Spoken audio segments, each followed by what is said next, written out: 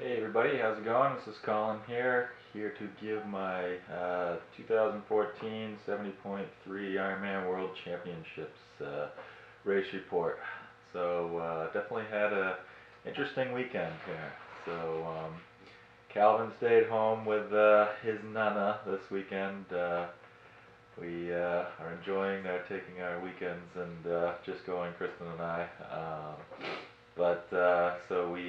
We dropped him off, and then I actually made a mistake of thinking that we could register for the race on Saturday, the day before the race, and you had to be there actually Friday to register by 4 o'clock. I figured that out. My goal actually for Friday was to have it be just the most relaxed, non-stress-free day as possible, and Kristen slept in a bit, and we were, just taking our time. And all of a sudden, I realized that, and so we hopped in the car, and we actually threw the Google Map estimation in, and it said we weren't going to be there till like 4:45.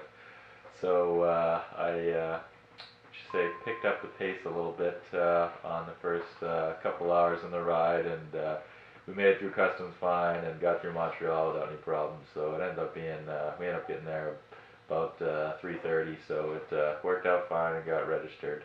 Yeah, we got into Tremblant, which both Chris and I really love. It's just an amazing venue, and it's just a really cool place.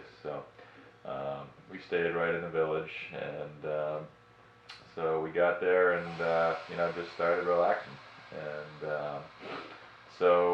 let's see. On Saturday, I ended up I brought my bike down. The SIPO guys were there, and they had a booth set up, and I'd already made an appointment with them for them to get my bike all dialed in and set up, and had some nice conversations with them, and it was great. Really felt very wanted and part of their team and everything, which was pretty cool. Went out, did ride, had some little bit of rear brake issue, and got that all fixed, and was feeling good about things heading into Sunday. We actually, for food, we brought our own food from home since we were driving and everything. So we literally, I don't think I ate anything that wasn't something normal that I've eaten at home. The only thing I did slightly different, I guess, is I did eat some dates as a snack before my little ride before. Is really the only thing I can think of that was different. It was nice. Luckily, I did take a couple naps during the day on Saturday, but about, what was it, 11:30 or so Saturday night, I went to bed at probably 8:30.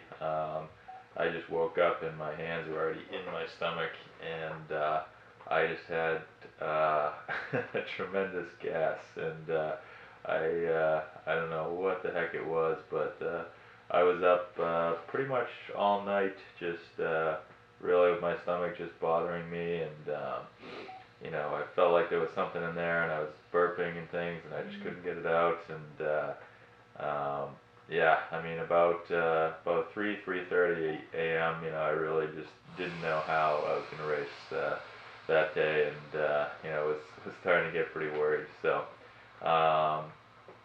I did end up falling back asleep for an hour or so or something, and got up and it felt a little bit better. And I did still went forward with my normal race nutrition plan. I didn't actually do my protein because I was wondering if potentially that was what caused the problem the night before. Anyways, I did that and headed down to transition, kind of just give it a go here and see what happens. And as the morning went on, it continued to feel better. And I did my warm up, and ran a little bit and didn't feel awful, and got in the water and felt all right. So I said, what the heck, we'll give it a go. So for the actual race itself, I got out there in the swim, and I got kicked right across kind of the goggles pretty early on, and caused a bunch of water to come in, so I had to flip over my back there, and I don't know if I rushed it a little bit, but got back in the air going, and had the same thing happened, and really, I just didn't, I guess, have my goggles set properly, or they got messed up because of that kick, and I do keep them under my swim cap, and so I ended up having to flip on my back, I think 4 or 5 times to adjust my goggles, and because they seemed so sensitive, I ended up kind of swimming a little bit wide to try and avoid any congestion.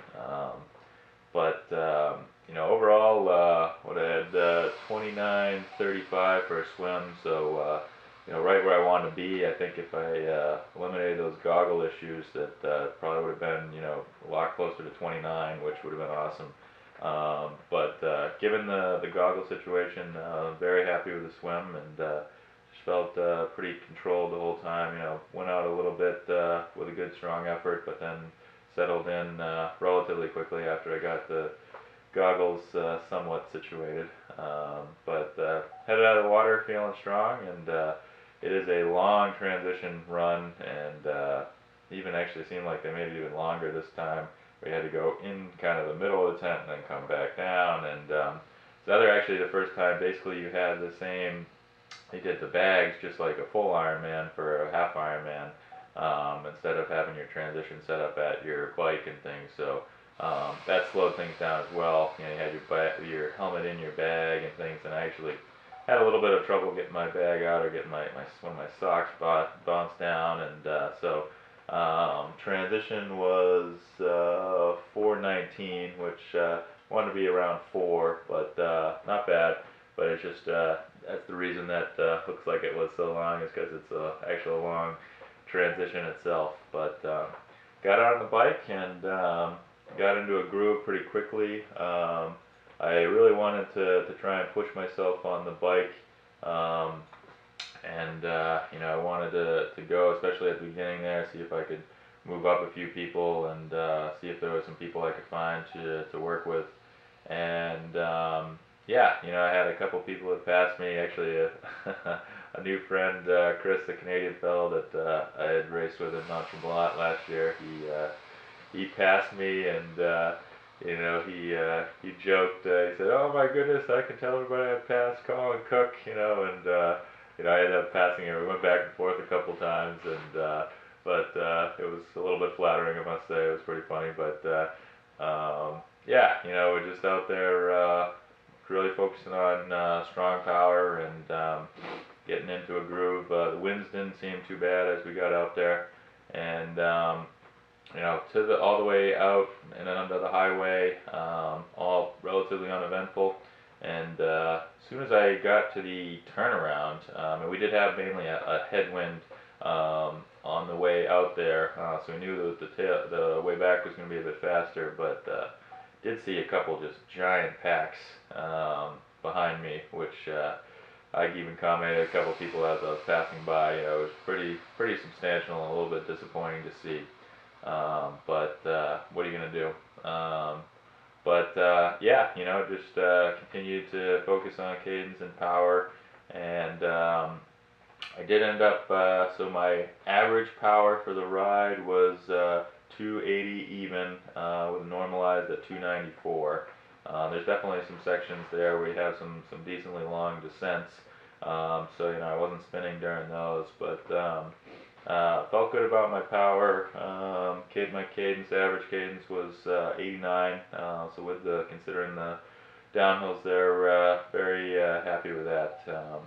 I did seem to feel like I was getting a little bit tired in the second half, and definitely my power was a little bit lower on the second half. But I think that the tailwind and the descends being a little bit more on the second half is a big reason for that.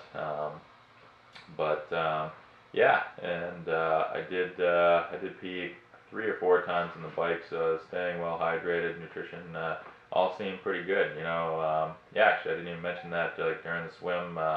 It really, I did feel like I had something kind of sitting in my stomach, but it really didn't bother me at all. So I was kind of just going, and I was just gonna again see what happens here. So.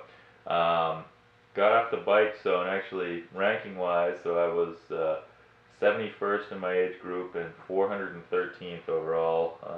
I guess that's virtually, since there was some people that hadn't started a later wave than me. coming in off the bike. So I didn't even actually know where I was, and yeah, really the goal of this race wasn't trying to get on the podium or anything like that with the caliber of athletes that were going to be there, but certainly wanted to have a strong race, and so I headed out on the run, and was feeling really good. They did change the run course a bit from the traditional um, or the Ironman race, which is normally for the half would be one loop where you go out of town into Old Tremont, and then you run on this beautiful rail trail they have. That's very flat. It's almost they say it's got a false descent, or false flat on the way out, and then a little bit uphill on the way back, but it's pretty darn flat. And so that part was eliminated, and so they made the run 2 loops, and then they added a section in town where you had to actually run straight up the hill, up to the top of the village, and then you ran back down. So I thought actually that hill was going to be the worst, and it really wasn't as bad as I thought it was going to be. It was a good little climb, but some of the rollers and kind of extended climbs out on the way out to Old Tremblant were, I felt, a little bit more challenging. But overall, I felt good all day. But I mean, they're essentially, Nate, Thomas, and I were talking about after. I mean, there was kind of one flat section right as you head by the lake, which is maybe, I don't know, a third to a half a mile, and besides that, it's pretty much rolling the entire time. So definitely give it a tough run course evaluation, but kept it very consistent. Just bringing up my splits here. Was, I think my slowest mile was a 6:29, and my fastest was a 6:03. Oh no, sorry, 5:59.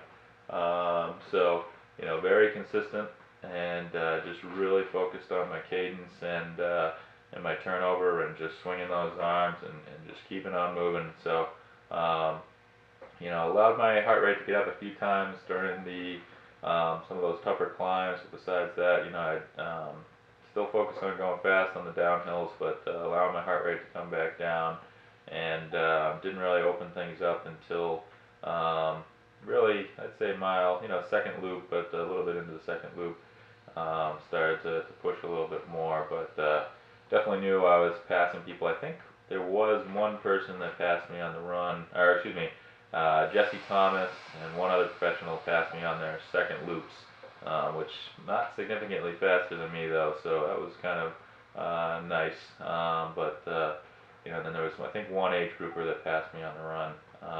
But besides that, I was just mowing people down, and ultimately it looks like, so I went from 413th place overall and 71st in my age group to 30th overall, or in my age group, and 173rd. So passed almost or 240 people or something like that on the run. So the run continues to be my strength, and happy with how things went. So I ended up, I really pushed all the way through the line. Didn't realize, I guess there was one guy that ended up being 3 seconds ahead of me in my age group. I didn't really see him or notice him. There was another guy right behind me that I think was in another age group, but he pushed me, and I said, there's no way I'm letting this guy pass me. So very strong finish, and came in across the line, and ended up with a total time of 4:20:42.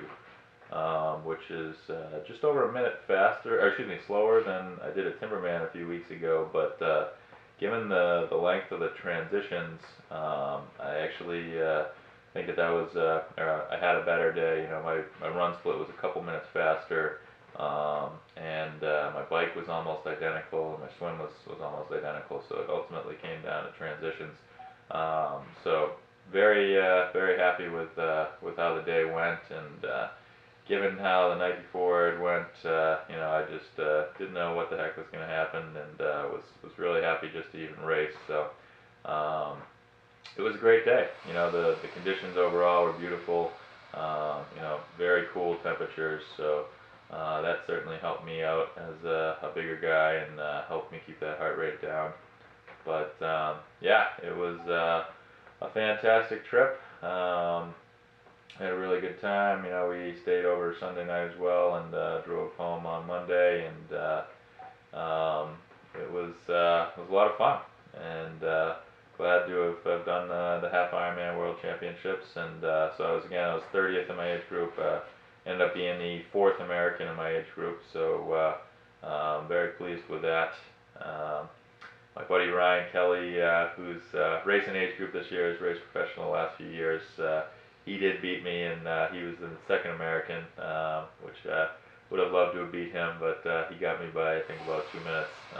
But even to be in the same realm as him is pretty good for me, and I'm happy about that. And actually, I also beat Scott Bradley, the kid that beat me at Timberman, a couple weeks ago. So that was good as well. And I guess he's planning to race professional next year.